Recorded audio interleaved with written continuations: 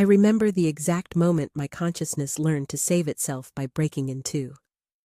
It was October 15th, 1953, at 9:47 p.m. I know, because I was staring at our kitchen clock, when my father's boots crossed the linoleum behind me with a predatory rhythm I'd never heard before. What happened next would teach me that the human mind, when faced with unbearable trauma, can perform an extraordinary act of self-preservation, psychological dissociation, splitting awareness into separate streams so that one part suffers while another observes from a safe distance. Let me be clear about what this means, because precision matters in a story like mine. Dissociation isn't mystical or metaphorical. It's a documented psychological defense mechanism. When reality becomes too horrific to experience, directly consciousness can step sideways, creating what I came to think of as an internal observation deck, from which to watch terrible events happen to your body while your essential self remains protected. Sometimes, this felt like floating near the ceiling, sometimes like watching a silent movie of someone who looked exactly like me. The sounds would become muffled, colors would drain away, and pain would feel distant, clinical, happening to someone I pitied but didn't have to be. My name is Eleanor Grace Patterson, and this is the complete, unvarnished truth of how I survived 18 months of systematic sexual abuse by my father in rural Nebraska, how I learned to transform that trauma into evidence against him, and how I eventually built a career protecting other children from similar horrors. I'm telling this story because silence protects predators, and because other survivors deserve to know they're not alone in the psychological strategies their minds developed to keep them alive. Our farm sat in perfect isolation, 7 miles outside Millbrook, population 843, surrounded by cornfields that stretched to the horizon like a golden sea. The white clapboard house had been built by my grandfather in 1902, and by 1953, it bore every scar of Nebraska weather paint peeling in long strips. Foundations settling unevenly, windows that rattled in their frames when the wind blew. Inside, faded rose wallpaper and worn linoleum told the story of a family that had never quite prospered despite 3 generations working the same stubborn soil. Frank Patterson was 43 years old, that autumn built like the oak tree that shaded our front porch, broad-shouldered and immovable, with hands permanently stained by motor oil and eyes the color of winter sky. He'd inherited the farm from his father, along with what I would later understand was a much darker legacy. When sober, he could be almost charming, telling jokes at church socials, helping neighbors with harvest, even reading bedtime stories when Tommy and Jim were small.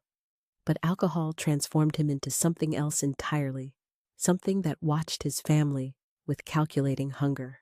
My mother, Ruth Patterson, had been the prettiest girl in 3 counties when she was 17.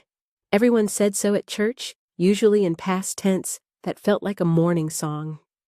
At 38, she was a ghost of that girl, her honey-colored hair now dull and unwashed, her cornflower eyes perpetually glazed with whatever she'd been drinking. She moved through our house like a sleepwalker, performing household tasks with mechanical precision, while her real self remained hidden behind layers of alcohol and denial. My brothers Tommy and Jim had enlisted in the army that spring, shipping out to Korea with promises to write and warnings to take care of Mama while they were gone. At 21 and 19, they represented everything I associated with safety, loud laughter, playful wrestling matches, the way they could make our grim household feel normal just by being themselves.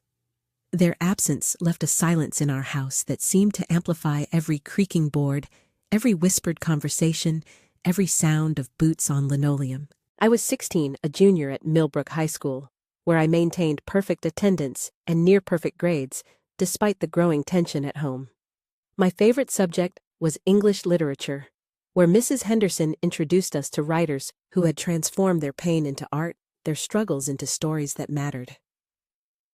I dreamed of college of cities with tall buildings and libraries full of books I'd never seen, of a life where intelligence mattered more than obedience.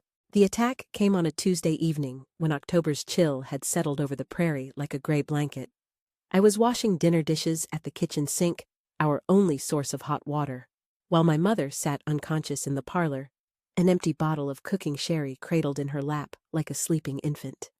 The house felt hollow without my brother's voices, filled only with the tick of our mantel clock and the whisper of wind through loose window frames. I heard his boots approaching from behind, but the rhythm was different, slower, more deliberate, like a hunter stalking prey. When I turned around, Frank Patterson stood closer than he'd ever stood before, close enough that I could smell whiskey and sweat and something else I couldn't identify but instinctively feared. "You're getting to be quite a woman, Ellie," he said, his voice thick with alcohol and something darker. "Just like your mama was at your age, pretty as a picture and twice as sweet." He reached out to touch my face with fingers that trembled slightly, and every nerve in my body screamed danger. I tried to step back, but the kitchen counter trapped me, and his other hand came down on my shoulder with crushing weight. Papa, I need to finish the dishes," I began, but he cut me off with a laugh that held no humor. "Dishes can wait," he said, his grip tightening. "Time you learned what all that prettiness is for?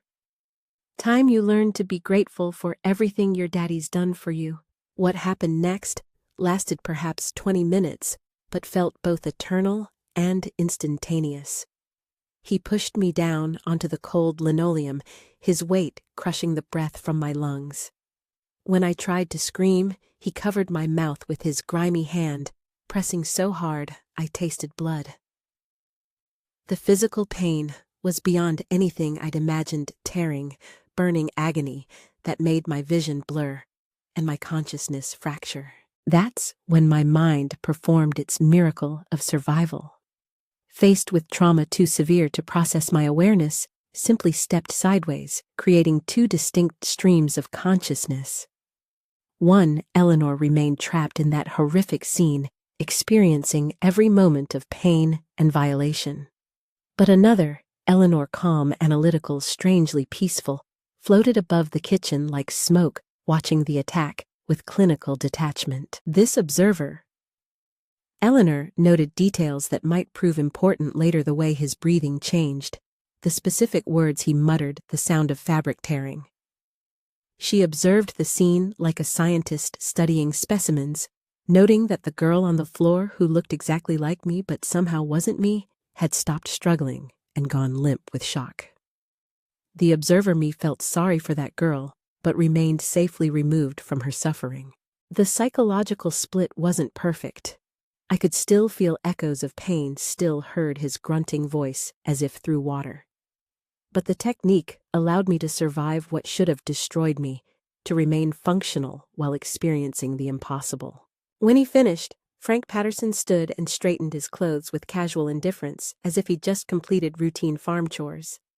He looked down at me, the physical me still curled on the kitchen floor, with something that might have been satisfaction. "This is family business," he said, zipping his trousers without meeting my eyes. "You understand that, don't you, Ellie? What happens in this house stays in this house. Good daughters don't go spreading stories that could hurt their families." I understood more than he realized. I understood that my childhood was over, that the man who should protect me had become my greatest threat. I understood that survival would require resources I didn't know I possessed. But I also understood something he hadn't expected. The observer part of my mind was already working, cataloging information, looking for weaknesses, planning resistance. After he left, I crawled to the sink and tried to wash away evidence of what he'd done. My body ached in ways I hadn't known were possible, and simple movements required enormous effort. But I was alive.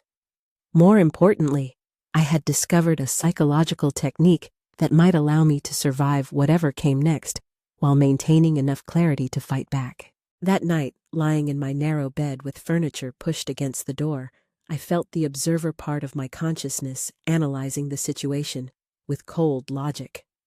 Frank Patterson had made crucial mistakes by believing his own lies about family business and teaching. His delusion that this was somehow educational rather than criminal would make him careless about concealing evidence. And careless predators, I was beginning to understand, were vulnerable predators. I fell asleep that night planning his destruction. My fractured consciousness, already learning to transform victimization into resistance trauma, into ammunition, for the war I was about to wage against the man who had created his own worst enemy. The days following that first assault blurred together like watercolors in rain, each one requiring performance skills I'd never known I possessed. I attended Millbrook High School, as if nothing had changed, completed farm chores with mechanical precision, and engaged in dinner conversation that felt like elaborate theater. But beneath this facade of normalcy, my divided consciousness was learning the art of warfare. The observer Eleanor had become my secret weapon, cataloging Frank Patterson's behavior patterns with scientific precision. She noted that he typically approached me when my mother was unconscious from drinking, which happened most evenings between 9 and 10 o'clock.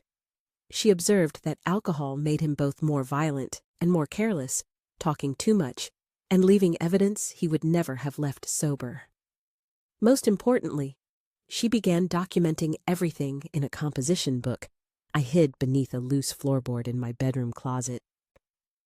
3 days after the first attack, I was walking past my parents' bedroom when I heard my mother's voice slurred but audible through the thin walls. "You stay away from her, Frank," she said, and my blood turned to ice. "She's just a child. Don't tell me how to handle my own family," came his reply, casual, as if they were discussing weather. "Girl needs to learn her place in this world. Better she learns it from someone who cares about her than from some stranger who'll use her up and throw her away." I pressed against the hallway wall, straining to hear every word. "She's too young," my mother protested weakly. "Give her a few more years, and she'll be ruined by some farm boy with more enthusiasm than sense. This way, she learns proper, learns to be grateful for what she's got." The conversation continued for several more minutes, revealing layers of complicity that made my stomach churn. My mother knew. She had always known this would happen, had been prepared for it, had only objected to the timing. Worse still, their discussion carried undertones suggesting this was a family tradition, something that had happened before and would happen again. That night, lying in my barricaded room, I felt the observer me and the victim me slowly beginning to merge around a shared purpose: Frank Patterson's complete destruction.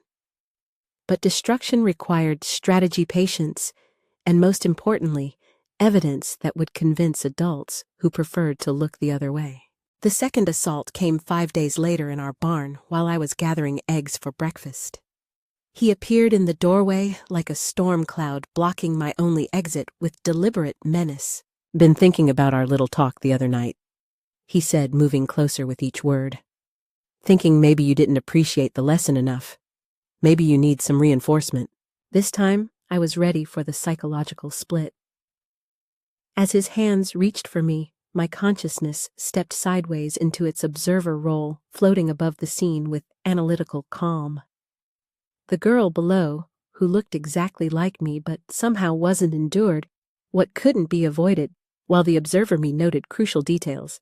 Frank was drunker this time, more violent, and his words revealed disturbing aspects of his psychology. "This is what women are for," he panted as he hurt me. "Your mama learned it.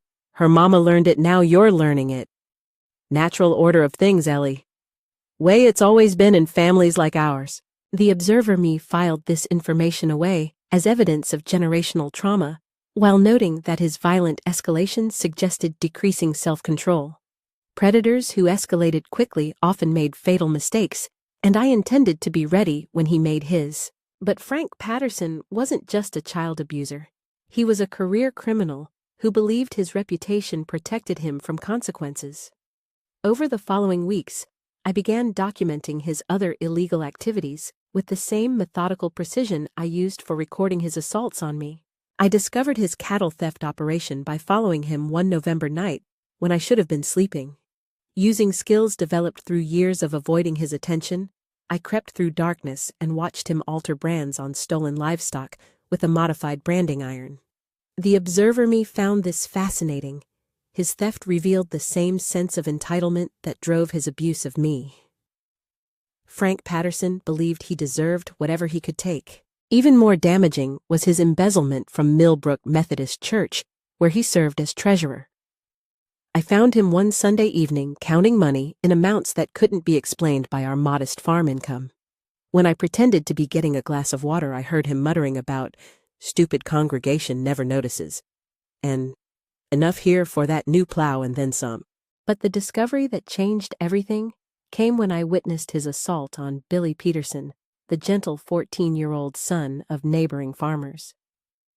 Billy was developmentally disabled in ways that made him trusting and vulnerable, exactly the kind of child predators target. I was returning from school when I saw them behind our equipment shed.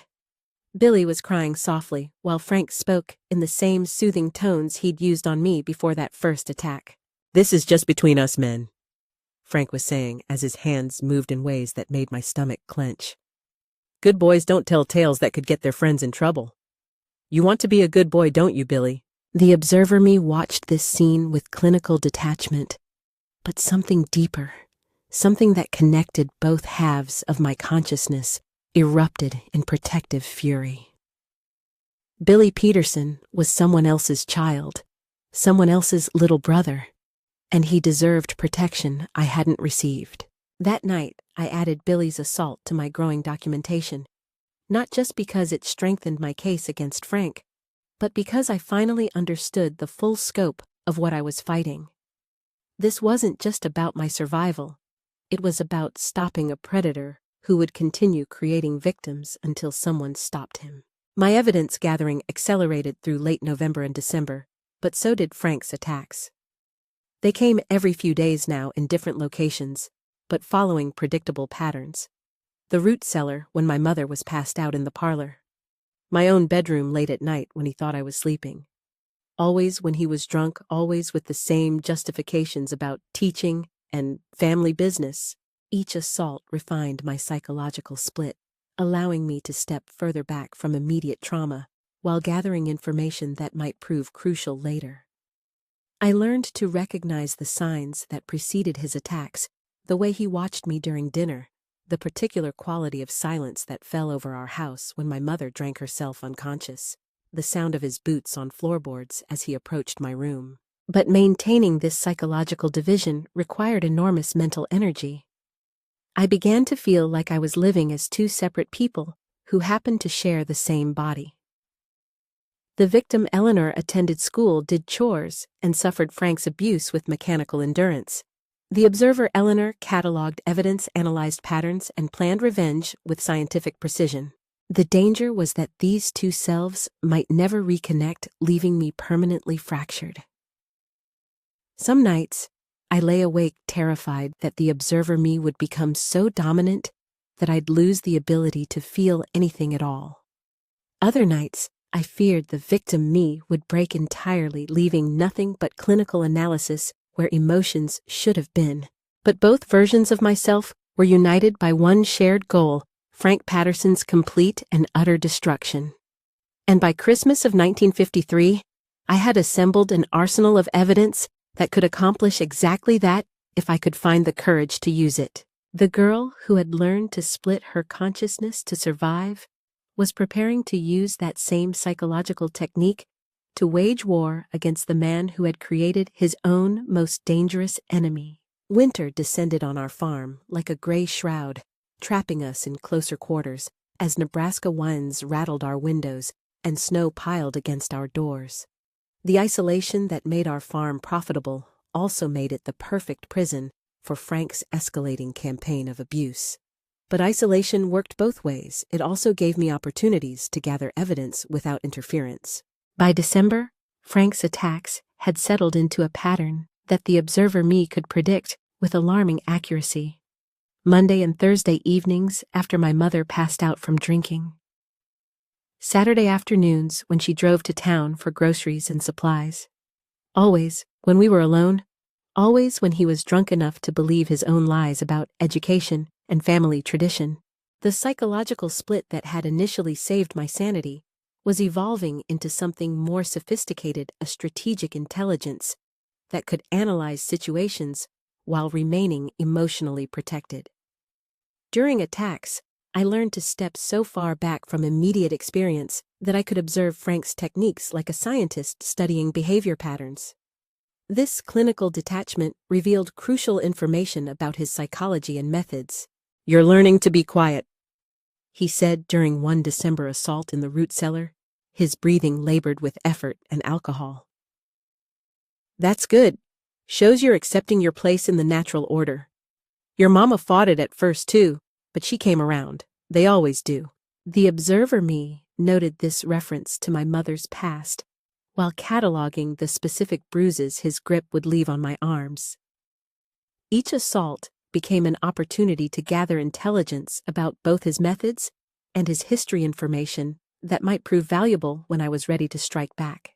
But I wasn't just documenting abuse, I was building a comprehensive criminal case. Frank Patterson's arrogance had made him sloppy about concealing his other illegal activities, and I began photographing evidence with a camera I'd borrowed from the school journalism club. The cattle theft operation was extensive and well organized.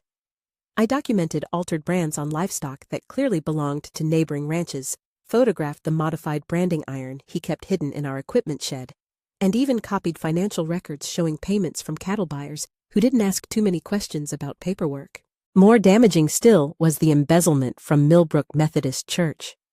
Frank had been skimming from collection plates for years, building up a substantial nest egg while blaming the church's financial problems on decreased attendance and economic hardship.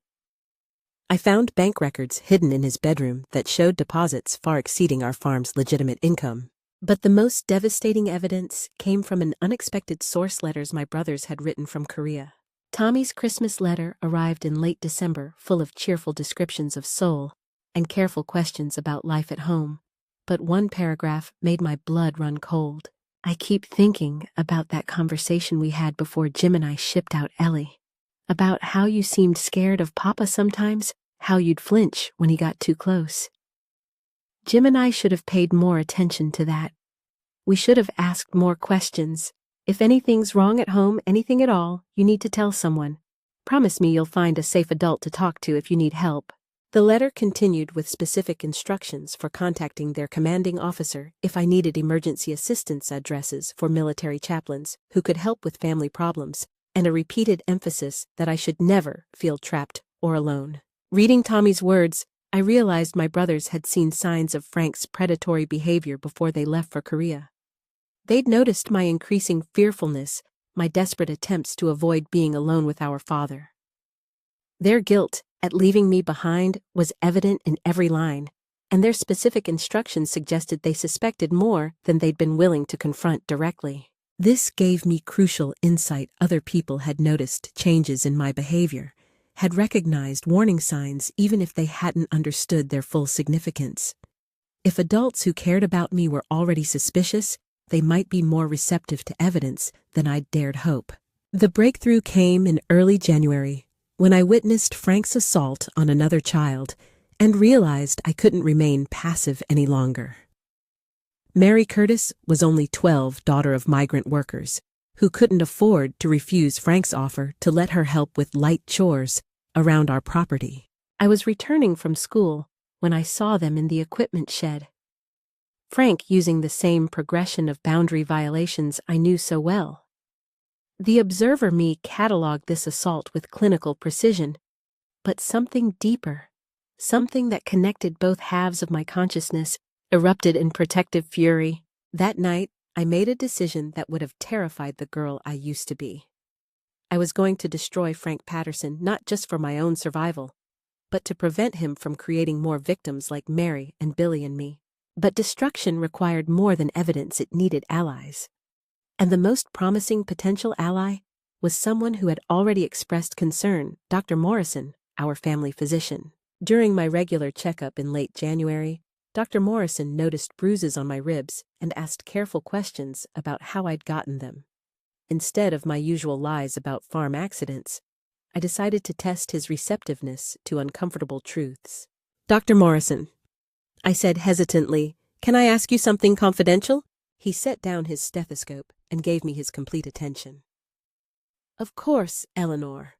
What's troubling you? If someone knew about crimes being committed but was afraid to report them directly, what would you recommend? His eyebrows rose slightly. What kind of crimes are we discussing? I took a careful breath, knowing this moment could change everything. Stealing from neighbors and the church. And inappropriate contact with children who can't protect themselves. Dr. Morrison's face grew grave.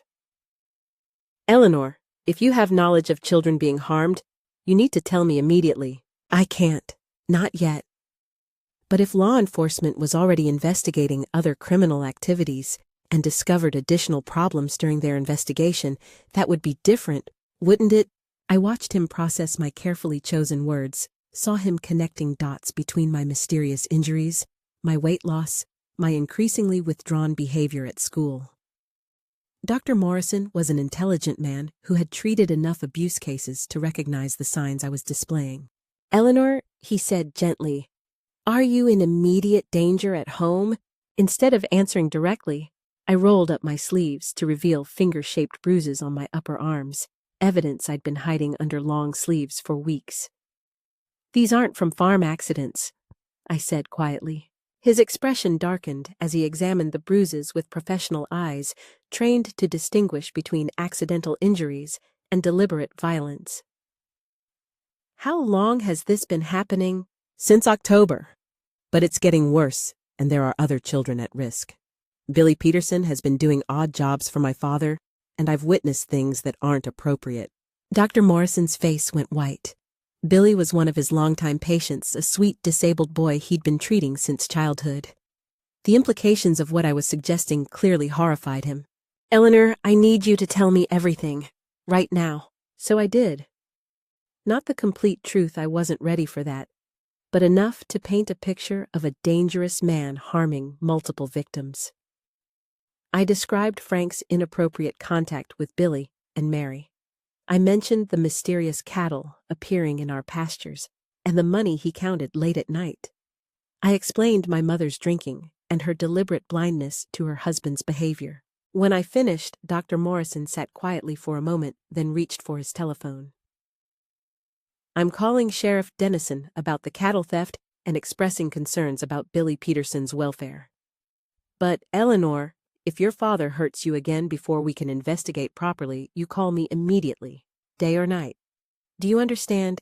I nodded, feeling for the first time in months that I had a genuine ally, someone who would act on my behalf without requiring me to destroy myself in the process. As I left his office that afternoon, I felt the observer me and the victim me beginning to align around a shared strategy. Law enforcement would investigate the cattle theft, putting them on our property, asking questions. While there, they would notice things: Billy's nervous behavior around Frank, my mother's obvious alcoholism, the general atmosphere of fear that pervaded our household. And when the moment was right, when they were already suspicious and asking questions, I would tell them everything. Not as a desperate girl making wild accusations, but as a credible witness providing additional evidence about a man already under investigation. The psychological window that had protected me from unbearable trauma was becoming something more powerful, a strategic observation post from which Eleanor Patterson could orchestrate Frank Patterson's complete destruction. The war had begun, and I intended to win. The revelation that shattered my understanding of everything came on Valentine's Day, 1954, during a conversation I was never meant to hear. I had crept downstairs for a glass of water when my parents' raised voices in the kitchen stopped me on the landing, their words carrying clearly through the thin walls of our old house. She's getting too smart. My mother was saying her speech thick with the bottle of cooking wine she'd been nursing since dinner. I can see it in her eyes, Frank. She's planning something. Maybe we should send her to stay with my sister in Colorado until she settles down. Frank's laugh was cold and humorless. Send her away. After all the work I've put into training her, Ruth, you're even stupider than your mother was. Training. My mother's voice cracked. Frank, she's our daughter, our little girl. She's 16, same age you were when your daddy started renting you out to his poker buddies to pay his gambling debts. Same age you were when I bought you from him with a marriage proposal and 40 acres of prime farmland. The words hit me like physical blows. Bought her, renting her out. What kind of family had I been born into? That was different, my mother whispered. That was survival. We didn't have choices. Neither does she. Frank interrupted with brutal matter-of-factness. This is how families like ours work, Ruth. Always have. My daddy taught me the same lessons when I wasn't much older than Ellie. Started when I was 12, sharing me with his drinking buddies down at Murphy's Tavern. 25 cents a go, 50 if they wanted to keep me all night. I pressed my hand over my mouth to stifle a gasp of horror. Frank continued with the casual tone of someone discussing weather. It taught me that if you're going to get used anyway, and people like us always get used, you might as well profit from it. That's why I married you, Ruth, because you already understood how the world works, because you wouldn't make a fuss when it came time to prepare our children for reality. I thought you might be different, my mother sobbed. I thought maybe you'd break the pattern. Why would I break something that works? Frank's voice carried genuine puzzlement. My daddy made good money off me until I got too old to be profitable. Used that money to buy this farm to give us a decent life. Now it's time for our investment to start paying dividends. My mother's sobs grew louder, but Frank's voice remained coldly logical. You knew this would happen when we had a daughter instead of all sons. Girls are currency in families like ours, Ruth. They're assets that appreciate over time. At least I'm keeping the profits in the family instead of farming her out to strangers. Now they were collaborating to prepare me for the same fate, breaking down my resistance, so I would accept whatever use they found for me. In their twisted worldview, this wasn't criminal abuse. It was family tradition, economic necessity, the natural order of things for people of our social class. But understanding this generational pattern also revealed something they hadn't considered. I knew their psychology now could predict their behavior based on their own damaged programming. More importantly, I had a mission beyond simple survival. I wasn't just fighting for my own freedom. I was fighting to break a cycle of trauma that had poisoned our family for generations. The next morning, I approached my evidence gathering with renewed urgency. If Frank was already negotiating to share me with other men, time was running short. I needed to strike before his plans advanced beyond the talking stage. I began taking greater risks to document his criminal activities. While he was passed out drunk one Saturday afternoon, I photographed financial records showing payments from cattle buyers, copied correspondence about livestock sales, and even found a notebook where he'd recorded names and amounts related to his embezzlement from the church. But the most damaging discovery came when I found old photographs hidden in the basement images that documented the full scope of generational trauma in our family. Pictures of Frank as a young boy, hollow-eyed and bruised, standing next to his father with the same fearful posture I recognized from my own recent school photos. Documentation of a cycle that stretched back generations, each father preparing his children for the same exploitation he had endured. These photographs gave me crucial insight into Frank's psychology while revealing the magnitude of what I was fighting against. This wasn't just one man's cruelty, it was inherited trauma passed down like a toxic family heirloom that warped each generation's understanding of normal relationships. Understanding this pattern also revealed its primary weakness. Frank genuinely believed his actions were educational, rather than criminal. This delusion made him careless about concealing evidence, because he assumed other adults would understand and approve if they discovered what was happening. I tested this theory during a conversation with Mrs. Henderson, my English teacher, who had been expressing concern about my declining participation in class discussions. "Eleanor, you seem troubled lately," she said after class one afternoon in early March. "Your essays have been darker than usual and you've lost weight. Is everything all right at home?" "Mrs. Henderson," I said carefully, "what would you do if you knew something terrible was happening, but couldn't prove it in a way adults would believe?" She studied my face with the sharp intelligence that made her such an effective teacher. What kind of terrible thing are we talking about? The kind that happens in families that pretend to be normal, but aren't. The kind where children get hurt and adults look the other way because it's easier than facing the truth. Mrs. Henderson's expression grew grave. Eleanor, if you're trying to tell me that someone is hurting you, I need to know immediately. I'm not ready to tell anyone directly, I said. But if circumstances changed, if law enforcement was already involved for other reasons, would you believe a student who came to you with evidence of abuse? Without question, she replied firmly. And I would move heaven and earth to protect that student. Her answer planted seeds of hope while confirming what I'd suspected adults who genuinely cared about children would act if given sufficient evidence and appropriate circumstances. The challenge was creating those circumstances without destroying myself in the process. The breakthrough came 2 weeks later when Dr. Morrison called Sheriff Dennison about Frank's cattle theft operation, expressing additional concerns about the welfare of children who spent time on our property. I watched from my bedroom window as law enforcement vehicles approached our farm, knowing this was the beginning of the end game I'd been orchestrating for months. But I also knew that Frank would become increasingly dangerous as he felt his control slipping away. Cornered predators were capable of anything, and I needed to be prepared for whatever desperate measures he might take to protect his secrets. That night, I lay awake calculating the moves ahead. The observer me had gathered enough evidence to destroy Frank Patterson completely. But using that evidence would require courage the victim me wasn't sure she possessed. Somewhere in the next few days, both halves of my consciousness would need to merge around a single shared purpose, speaking truth loudly enough to be heard, clearly enough to be believed, and bravely enough to save not just myself, but every potential future victim of our family's inherited curse.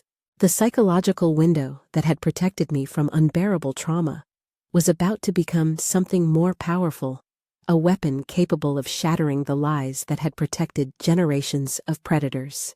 The final confrontation came sooner than I expected, triggered not by my careful planning, but by Frank's growing paranoia and increasingly violent attempts to maintain control. On March 18, 1954, Sheriff Dennison's investigation into the cattle theft had progressed far enough to make Frank dangerously unstable, and his assault on me that night crossed lines that even my dissociated consciousness couldn't minimize. He cornered me in the root cellar after dinner, drunker and more violent than I'd ever seen him. But this time his usual justifications about teaching and family business had been replaced by something much darker. "You think you're smart, don't you?" he snarled, grabbing my hair and slamming me against the stone wall. "Think you can cause trouble for me with your lies and scheming?" The observer me immediately stepped back from the scene, but something was different this time. Instead of floating peacefully above the violence, my consciousness remained partially tethered to my physical body, unable to achieve complete psychological distance. The smell of whiskey and sweat, the feeling of cold stone against my back, the sound of my own terrified breathing, everything felt more immediate, more real, more impossible to escape. "I saw Morrison talking to the sheriff." Frank continued, his hands moving with brutal efficiency. "Saw them looking at my cattle, asking questions about Billy Peterson. You've been running your mouth, haven't you? Been spreading lies about your own family?" This assault was different in ways that terrified both halves of my consciousness.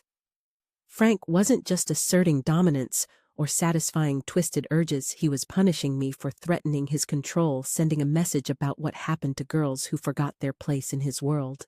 When he finished, I was bleeding internally from injuries too severe to hide.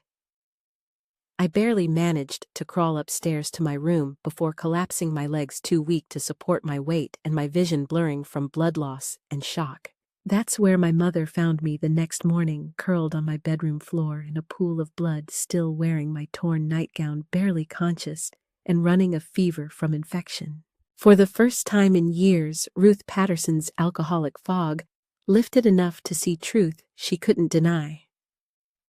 "Jesus Christ, Frank," she whispered, staring at evidence of what he'd done. "You could have killed her." Frank, nursing his hangover at the kitchen table, barely looked up from his coffee. Maybe that would teach her some respect. Girl's been getting too mouthy thinking she knows better than her betters. Something fundamental shifted in my mother's face then. For 16 years, she'd chosen willful blindness over difficult action, but the sight of her daughter nearly dying from sexual violence finally broke through her protective denial. She needs a doctor? My mother said, her voice stronger than I'd heard it in years. She needs to keep her mouth shut and remember who puts food on this table, Frank replied. No doctors, no outsiders asking questions. But my mother surprised us both by standing her ground. No, Frank, not this time.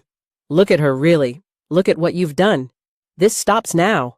The violence that followed was swift and predictable. Frank backhanded my mother across the face, sending her sprawling into the kitchen wall, where her good china rattled in its cabinet. Then he turned to me with eyes that promised even worse punishment for causing this disruption to his carefully controlled world. Get back to your room, he snarled. Both of you. And if either one breathes a word about family business to anyone, you'll both wish you'd never been born. But something had changed in our household dynamics. My mother's moment of courage had cracked Frank's absolute authority, and I recognized this as the opportunity I'd been preparing for through months of careful planning. Instead of obeying his command, I helped my mother to her feet and looked directly into Frank's eyes with no trace of the fear he expected to see there. No, I said quietly. I'm going to Dr. Morrison, and I'm going to tell him everything. The kitchen fell completely silent, except for the tick of our old mantel clock. Frank stared at me as if I'd spoken in a foreign language, unable to process the idea that his victim was refusing to be victimized any longer. You'll destroy this family, he said finally, his voice hollow with shock. You already destroyed it, I replied, feeling the observer me and the victim me finally merging into a single determined consciousness. I'm just making sure you don't destroy anyone else. That's when he lunged for me with murderous intent, but months of hypervigilance had taught me to read his body language like a survival manual. I ducked under his grasping hands and ran for the door, my mother's voice behind me shouting encouragement I'd never expected to hear. Go, Eleanor, run, don't let him stop you. I made it to Dr. Morrison's office just as he was finishing his morning rounds, bursting through his door blood-stained and barely able to walk. One look at my condition, and he immediately cleared his examination room. Dear God, Eleanor. He breathed, helping me onto the examination table with gentle hands. What has that monster done to you? The medical examination that followed was thorough and professional, but I could see rage building in Dr. Morrison's face as he documented each injury. Internal tearing that would require surgery, bruises covering most of my torso. Defensive wounds where I'd tried to protect myself from Frank's escalating violence. This is evidence of severe sexual assault, he said grimly as he cleaned and treated my injuries. Multiple assaults over an extended period, with the most recent causing serious internal damage. How long has this been happening? Since October. I said, my voice steady now that truth was finally emerging into daylight. But it's not just me, Dr. Morrison. He's hurt Billy Peterson and Mary Curtis, and there are other crimes, cattle theft, embezzlement from the church. I have documentation. Dr. Morrison's face went white with fury as he processed what I was telling him. I'm calling Sheriff Dennison immediately, and I'm making sure you're somewhere safe while they conduct their investigation. As he reached for his telephone, I felt something I hadn't experienced in months, genuine hope that justice might actually be possible. The psychological split that had protected me from unbearable trauma was no longer necessary. Help was coming. Truth was being spoken. The war I'd been fighting in secret was about to become a public battle. Sheriff Dennison arrived within the hour, accompanied by 2 deputies and a woman from County Social Services. They listened to my story with professional detachment, but I could see horror and determination in their eyes as I handed over my composition book with its months of careful documentation. We'll need to search your property and interview other potential victims, Sheriff Dennison explained. Based on what you've told us and the evidence you've provided, your father will be facing serious criminal charges. It's all true, I said quietly. Every word of it. That evening, while Frank Patterson sat in county jail awaiting formal charges, I stayed with Dr. Morrison's family in their comfortable home near the center of town. Mrs. Morrison welcomed me with no questions beyond what I needed to feel safe, and for the first time in months, I ate a meal without fear. But even in safety, I knew the hardest part lay ahead.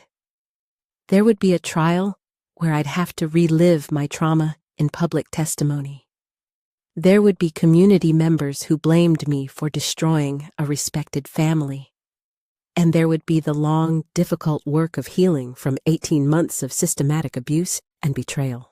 Most importantly, there would be other children like Billy and Mary, children trapped in cycles of generational trauma, children whose families had normalized abuse as inevitable preparation for adult life. The observer me had been gathering evidence not just to save myself, but to protect those future victims by ensuring Frank Patterson could never hurt anyone again. The psychological window in my mind was closing now, no longer needed as refuge from unbearable experience. But the clarity and strength it had given me would remain transformed into determination to speak truth loudly enough to shatter the silence that protected predators. Eleanor Patterson victim was becoming Eleanor Patterson survivor and witness, and soon she would become someone capable of protecting other children by refusing to let their suffering remain invisible. Frank Patterson's trial began on June 7, 1954, in the Douglas County Courthouse in Omaha. The case had generated unprecedented publicity throughout Nebraska, forcing the venue change when it became impossible to find an unbiased jury in our rural community. For 4 months, our family's nightmare had been front-page news across the state, a lurid tale that both fascinated and horrified readers who preferred to believe such things didn't happen in respectable farming communities. I was the prosecution's primary witness, but the case they'd built extended far beyond my testimony. Dr. Morrison's medical evidence provided undeniable proof of prolonged sexual abuse. Billy Peterson, supported by his parents and a specially trained advocate, gave heartbreaking testimony about his own victimization that left several jurors openly weeping. Sheriff Dennison presented extensive evidence of cattle theft and church embezzlement that established Frank as a career criminal willing to commit multiple felonies for personal gain. Most damaging of all was my composition book, which the prosecutor read aloud over 3 full days of testimony. My careful documentation of dates, conversations, and incidents created an irrefutable timeline of escalating abuse that no defense attorney could dismiss as teenage fantasy or family misunderstanding. But the moment that sealed Frank's fate and revealed the full horror of our family's dysfunction came when my mother took the witness stand. Ruth Patterson appeared in court sober, for perhaps the first time in years, her withdrawal from alcohol having left her gaunt and trembling but clear-eyed enough to face truths she'd spent decades avoiding. When the prosecutor asked directly whether she had known about her husband's abuse of their daughter, her answer was devastating in its completeness. "I knew," she said, her voice barely audible in the packed courtroom. "I've known since the first time it happened. I could see the changes in Eleanor, the way she moved, the way she looked at him, the fear that never left her eyes. But I didn't stop it because I thought it was normal." The courtroom fell completely silent as she continued, tears streaming down her hollow cheeks. "The same things had happened to me when I was her age. My father, he sold me to men to pay his gambling debts. Started when I was 14, told me it was my duty to help the family survive hard times. When Frank married me, I thought I was lucky, because I'd only have to service one man instead of many." Her voice broke completely before she managed to continue. "And when we had Eleanor, God forgive me, I knew what Frank would do eventually. But I told myself it was better than what I'd endured.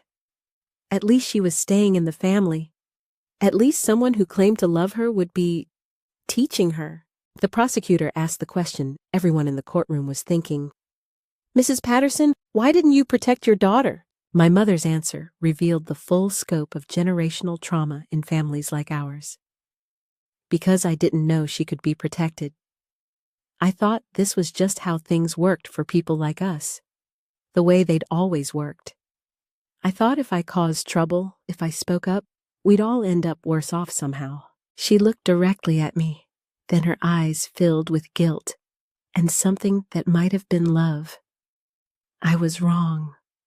I was so terribly, horribly wrong. And I'll carry that guilt every day for the rest of my life.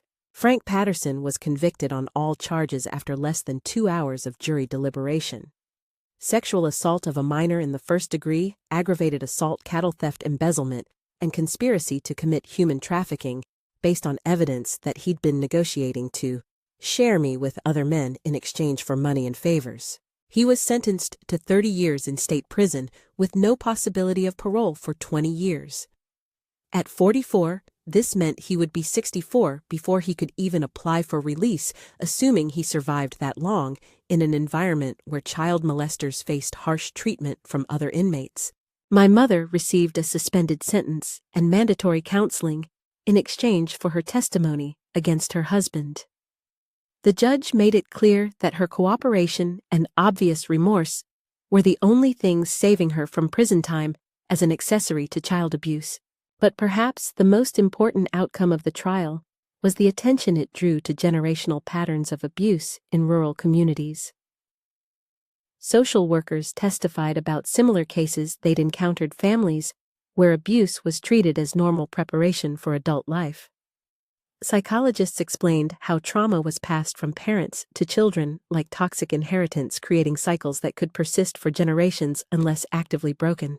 The prosecutor used our case to advocate for better reporting systems, more training for teachers and medical professionals to recognize signs of abuse, and stronger penalties for adults who failed to protect children in their care. Frank Patterson's crimes became a catalyst for changing how Nebraska dealt with child abuse cases, making it harder for future predators to hide behind family privacy and community silence. For me personally, the trial was both vindication and re-traumatization. Having my story believed and acted upon was profoundly healing, but reliving 18 months of systematic abuse in explicit detail before a courtroom full of strangers reopened wounds I'd thought were beginning to heal. The community reaction was mixed, but generally supportive. Most people expressed horror at what I'd endured, and admiration for my courage in speaking out. But there were also whispers that I had destroyed a respectable family and brought shame on our entire community by airing private business in public court. Mrs. Henderson organized a scholarship fund to help pay for my continued education, raising money from teachers and community members who wanted to support my future. Dr. Morrison and his wife formally petitioned to become my legal guardians, providing stability and support as I finished high school and planned for college. The Methodist Church, embarrassed by the embezzlement scandal, not only repaid all stolen funds, but also established a victim assistance program to help other abuse survivors in our county. Frank's crimes had exposed systemic failures that demanded community-wide responses. But the most meaningful support came from other survivors who contacted me after reading about the trial in newspapers across the region. I received dozens of letters from women who had endured similar abuse as children, many expressing gratitude that someone had finally spoken publicly about experiences they'd been forced to keep secret their entire lives. One letter would change the direction of my entire life. Catherine Hartley, who ran a women's shelter in Omaha, wrote, "Dear Miss Patterson, your courage in testifying against your abuser has given hope to countless women who thought they were alone with their experiences. I wonder if you might be interested in visiting our shelter to meet some of the women and girls we're helping rebuild their lives. I believe you might find it meaningful to see how your story is inspiring others to seek help and break free from abusive situations.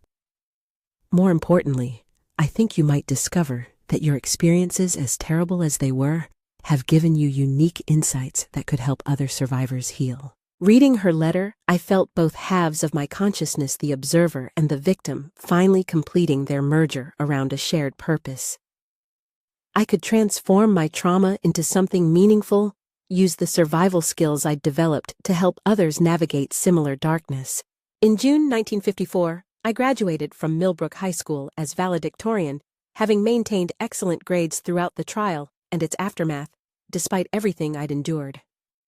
My graduation speech, titled "Breaking Cycles," focused on the importance of speaking truth even when it's difficult, and the responsibility each generation has to protect the next from inheriting unnecessary trauma. Standing at that podium, looking out at an audience of teachers, classmates, and community members who had watched my private nightmare unfold in public, I felt the psychological split that had once protected me, transforming into something more powerful, integrated strength that could face truth clearly and act on it courageously. The window in my mind was no longer needed as refuge from unbearable reality, but the clarity of vision it had provided would guide everything I did from that point forward. I could see through lies and manipulations, recognize patterns of abuse and exploitation, and most importantly, help others find their own voices to speak truth that demanded to be heard. Frank Patterson had tried to break me into another victim in an endless cycle of family violence. Instead, he had forged me into someone strong enough to shatter that cycle entirely and help others do the same. The girl who had learned to split her consciousness to survive was becoming a woman who could help other broken children discover their own ways to heal and thrive, and protect the generation that would follow them. It is June 15, 1964, exactly 10 years since my high school graduation and the beginning of my journey from victim to advocate.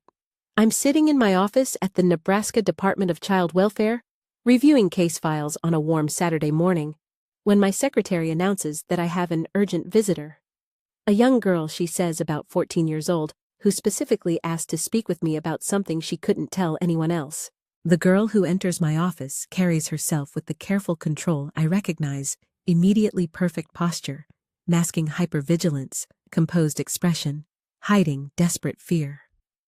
She sits in the chair across from my desk, with practiced stillness, her hands folded to prevent trembling, her eyes scanning my office for potential threats or escapes. "My name is Sarah Collins," she says, in a voice barely above a whisper. "Mrs. Henderson at Jefferson High School said you might understand what I'm going through. She said you've helped other kids who've been through things like me." Mrs. Henderson, my former English teacher now working in Omaha's school system, still identifying students who need advocates and connecting them with resources.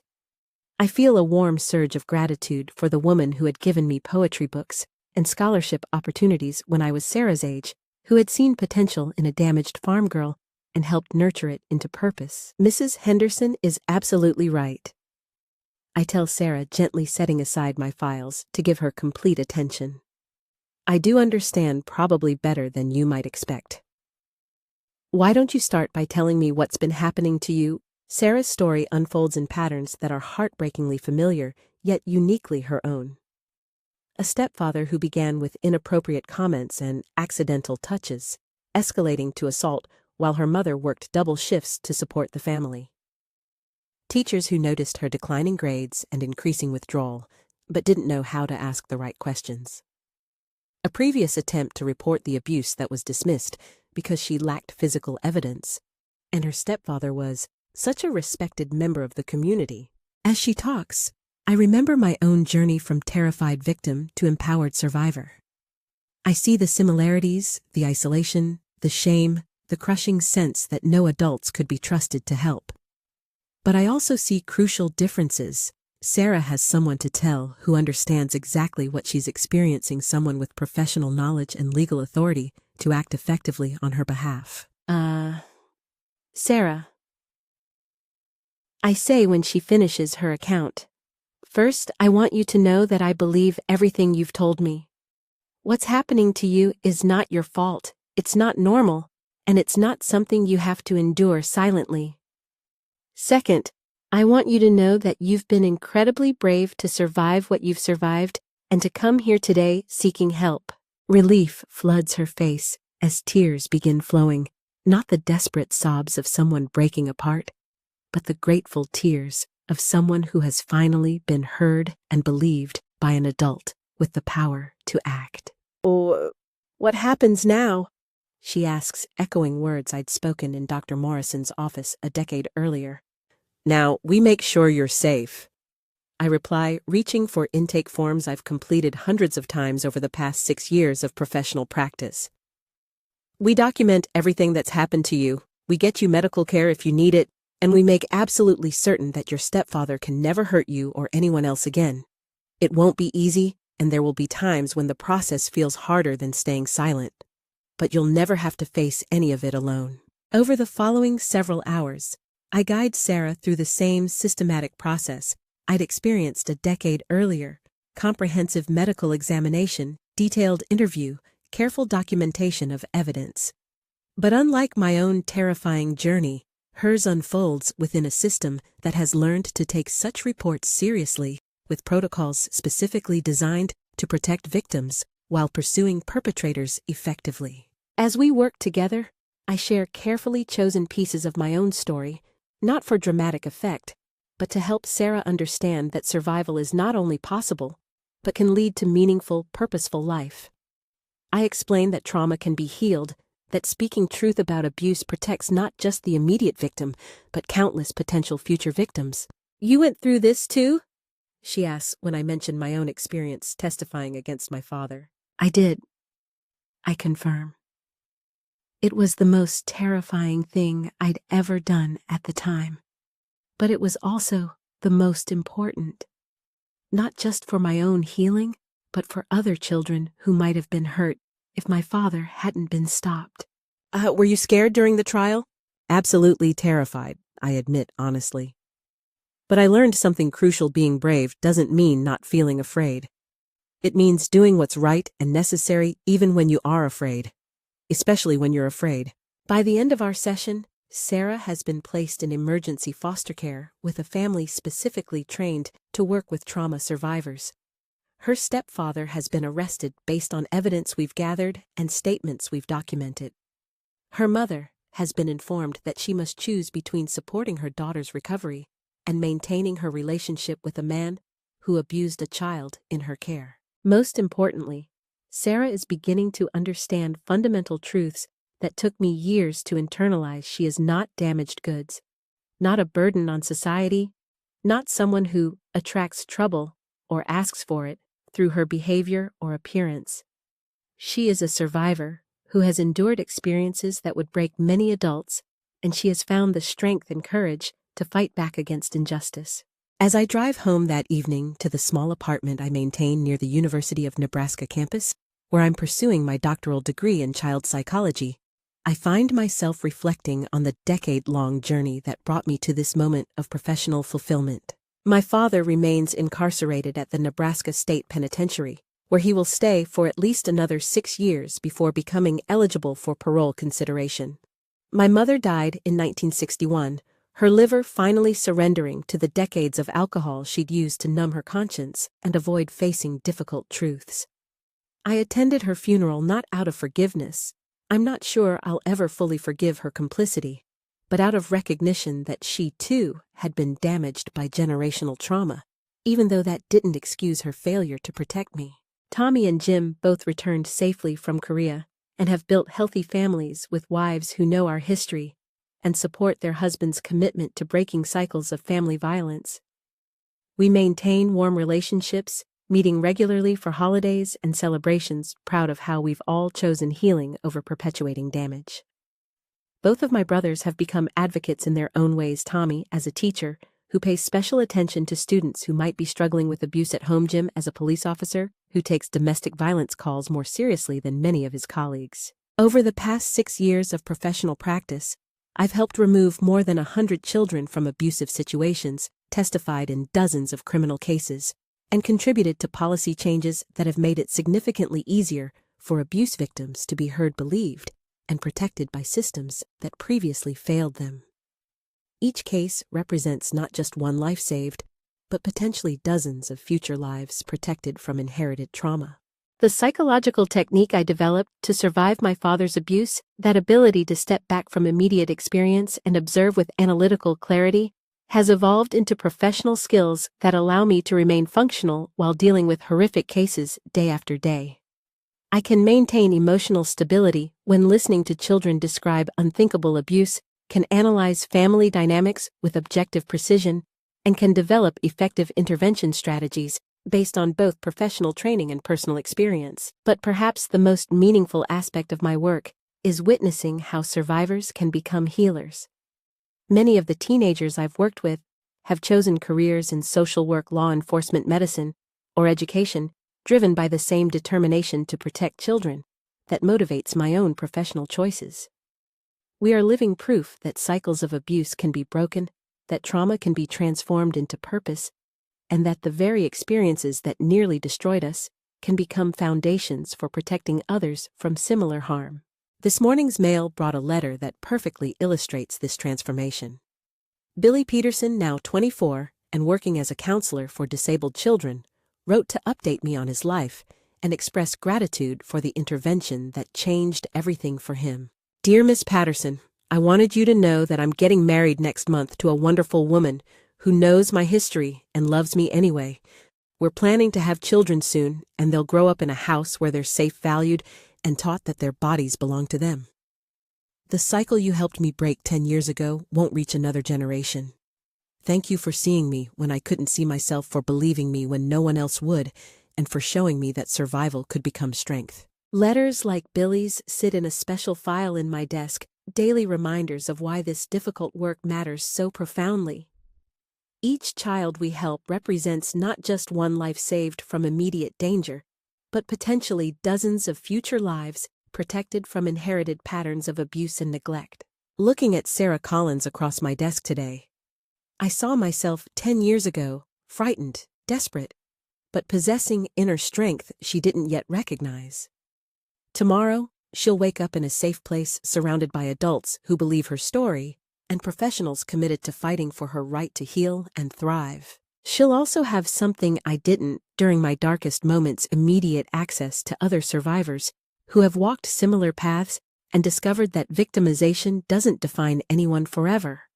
She'll understand that her voice has power when she's ready to use it, that her experiences, as terrible as they've been, have given her insights that might someday help protect other children.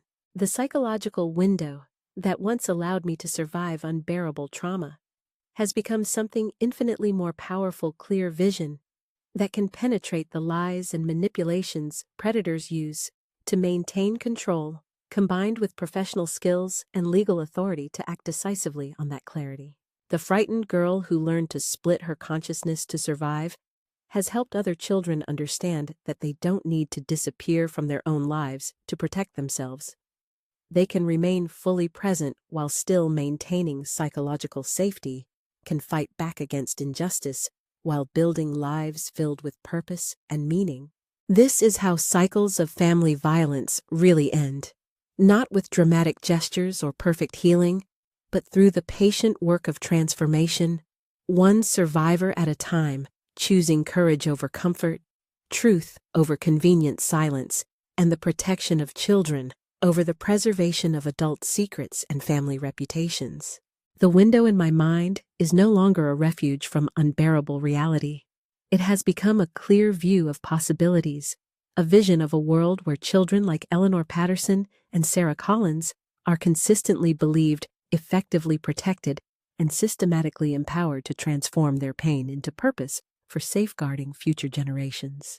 And that transformation continues to spread outward like ripples across still water, one child, one family, one generation at a time, until perhaps someday, no child will need to learn psychological survival techniques just to endure their own home.